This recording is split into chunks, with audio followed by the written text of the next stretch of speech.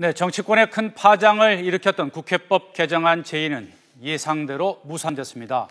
국회법 개정안 제의 표결에는 이 정두원 의원을 제외한 새누리당 의원들이 모두 불참했고 새정치민주연합은 이에 항의해서 61개 민생경제법안 처리에 불참을 해서 결국 반쪽 국회가 됐다는 실망을 안겨주었습니다.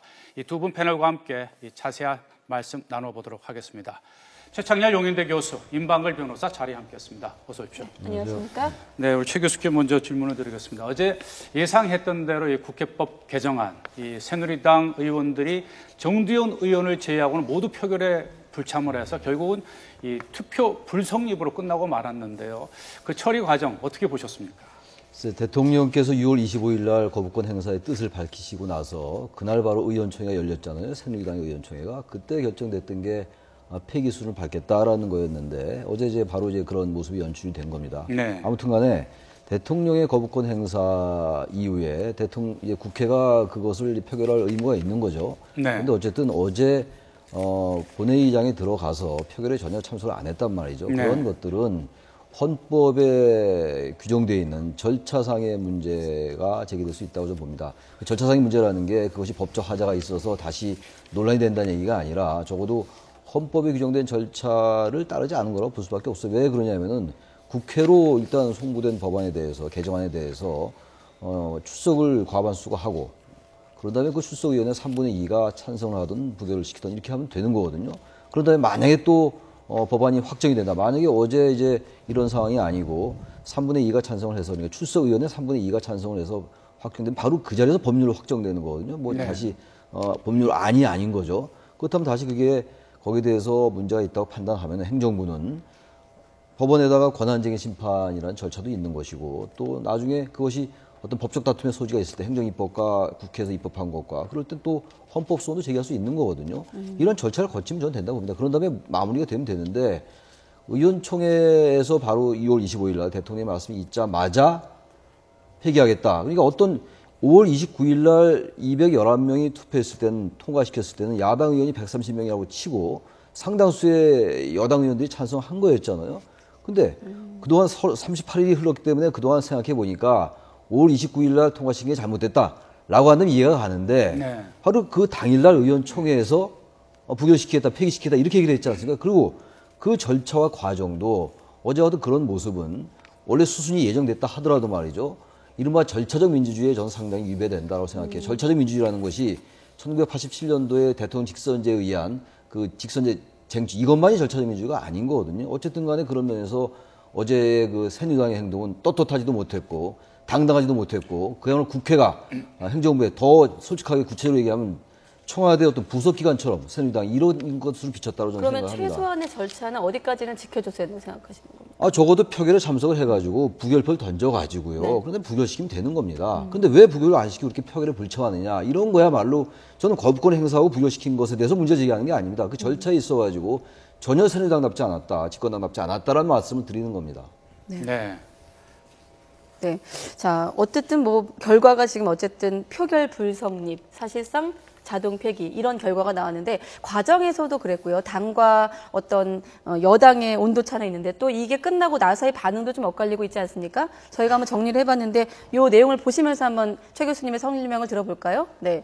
일단 먼저 김무성 대표 무산 직후에 개정안이 사실상 폐기된 데 대해서 과정이야 어찌됐든 국민 여러분께 송구하다는 말씀을 드린다. 이렇게 말을 했고요.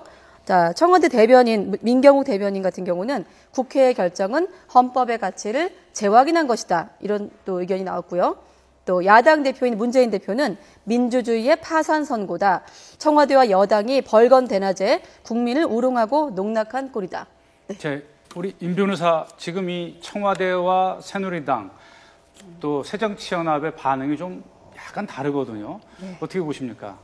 뭐 예상했던 반응이지요. 뭐 새정치민주연합이야 당연히 이 표결에 참석하지 않는 여당을 뭐 강력하게 비판할 수밖에 없을 것이고요. 청와대야 당연히 제대로 된 결정이었다, 제대로 된 모습이다라고 할 수밖에 없고. 그다음에 이제 가장 난감한 게 이제 여당 대표일 텐데요. 여당 대표도 어쨌든 결과적으로는 국민들에게 죄송하다라는 말씀을 드렸습니다. 거기에 대해서는 아마 처음에 그 국회법 개정안에 대해서 찬성표를 던진 여당 의원들의 어떤 입장 변경, 입장 변화 때문에 이런 그 의사 표현을 한 것으로 보이는데요. 앞서 새 교수님이 어떻게 표결에도 참석하지 않고 이런 모습을 보여주느냐 굉장히 실망이다라는 표현을 해주셨는데 굳이 또 여당 쪽에 변명을 또 드리자면 표결에 참석하지 않는 게 또 하나의 또 자신들의 하나의 의사 표현이다라는 것일 겁니다. 그러니까 뭐 굳이 내가 표결에 참석해서 부결표를 던지는 것과 표결에 직접 참여하지 않음으로써 그 법률안을 자동 폐기한 수순으로 가도록 만드는 것과 거의 결국에는 이제 똑같은 모습이 됐겠죠. 다만 이제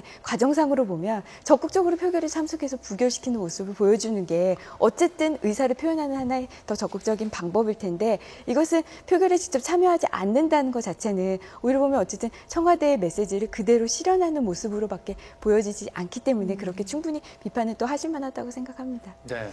지금 김무성 대표가 국민께 이제 사과한다고 하는 그 반응을 보이지 않았습니까? 여러 가지 의미가 있지 않겠습니까? 지금 방금 임 변호사가 지적을 하셨듯이 어쩔 수 없이 표결 불참이라는 선택을 할 수밖에 없었고 또 사과하는 과정에서 또 유승민 원내대표 거취와 관련해서도 뭔가 무언의 메시지를 던지는 것 같고 어떻게 또 의미 부여를 하자고 그러니까 하면 김무성 대표가 과정이 어찌됐든 국민에게 송구하다, 사과드린다라는 말씀을 한 거는 최근 이러한 이른바 거부권 정국, 또다시 다른 표현으로 얘기하면 유승민 사퇴 정국에서 집권당의 대표로서의 그 곤혹스러움이 그대로 배어나오는 말이다라고 생각해요. 이 사과한다는 말은 정말 의례적인 말은 좀 아니게 전 느꼈습니다. 정말 괴롭다라는 느낌이 들 거 아니겠어요? 네. 뭔가 청와대와 각을 계속 세우자니 차기 대권 주자로서의 입지도 좀 우려스럽고 또 하나 문제는 만약에 또 청와대의 말을 계속 완전히 수긍하는 것처럼 하자니 국민들에게 대중 정치인으로서의 인지도나 지지도 같은 것이 떨어질 것 같고 말이죠. 네. 이런 상황에서 유승민 원내대표를 거칠게 표현해서 말이죠. 사퇴시키자니 자신에게도 남일 같지 않게 느낄 거고 여러 가지가 복잡다단한 것을 한마디로 표현한 게 어제 사퇴의 변이었다는 생각을 합니다. 네.